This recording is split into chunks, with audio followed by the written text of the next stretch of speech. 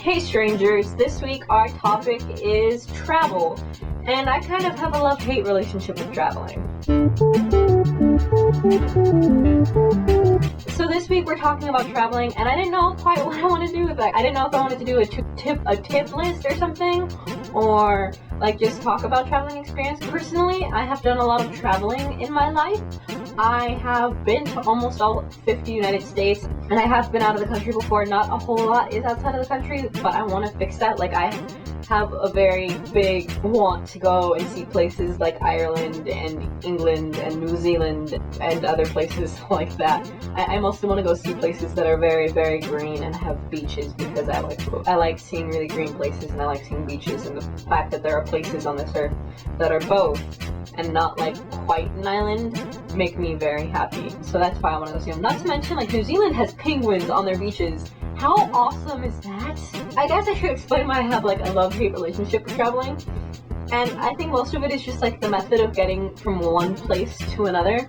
And for most places, and the way I normally get around whenever I travel is like a plane trip. And plane trips I'm normally really fine with. Like, I'm not scared of being on a plane. It's just that I happen to have an ear problem, in that, you know, like, everyone has their ears pop when they're on the plane, and normally I'm fine with that, and like taking off I'm perfectly fine. But my problem is during that last half hour, right when you're getting notified by the pilot that, you know, we're gonna begin our descent, please make sure you have your tray tables up and your seats are in the upright position, and you're cleaning everything out to make sure you finished your drink and everything. Is during that time until landing sometimes, which is the worst part, is I will have one ear that refuses to pop, and so I just have an ear-splitting pain because it feels like a sharp needle is trying to go through my ear and not quite getting through my ear. Like, it's slowly entering the flesh and just like moving centimeter by centimeter per second. And it hurts so bad until it finally pops and it relieves all the pressure. And I actually ended up looking tricks and tips on how to make your ears pop and how to help your ears pop, because it was getting that bad. There were times where I was literally sitting on a plane crying from the pain. If you happen to be like me, here's some handy tips for not having your ears kill you all the time on airplanes, or any change of altitude or air pressure is what it is. For one thing, if you sleep on planes, or if you prefer to sleep on planes because of that, make sure you take a decongestant. You just need to take one, because when you fall asleep, your ears don't naturally regulate to the changes in air pressure. So that's why if you fall asleep on a plane and you wake up, your ears might be hurting a little bit more, because your ears are just going to begin regulating the change in air pressure and how they handle it, and how they handle it as you wake up. So I've had times where I woke up with worse ear pain than I went to sleep with, and that is not fun.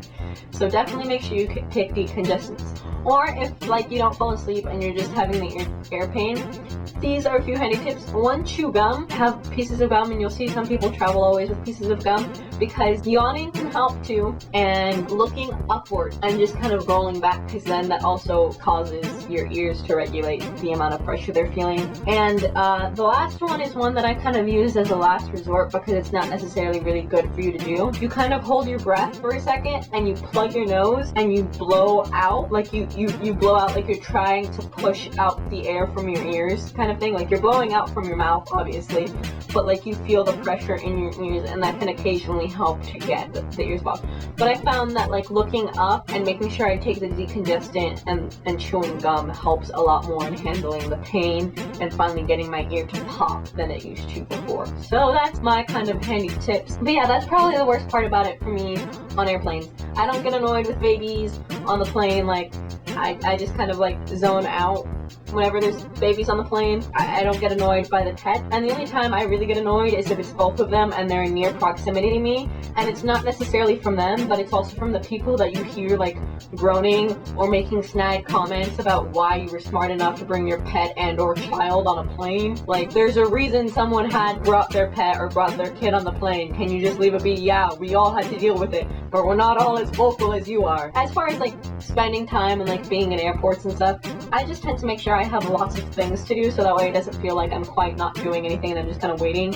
I always tend to have at least 2 or 3 books with me, because sometimes I'm waiting long enough, or sometimes I get so absorbed in a book that I go through it quickly, so I make sure I have at least 2 or 3 on hand. And I think that's like the easiest thing for me to say to do with anyone on trip, is if you're ever going on a trip, make sure you have something for like downtime, and that's about it, because most of the time other portions of your trip are all just planned. Always make sure you have something for the downtime, because I think that's probably the worst part of traveling, is the waiting for the connections, or waiting in the airport plane to finally be boarding. Just make sure you have something that you can do. Anyways, that's gonna be the end of me rambling on about travel.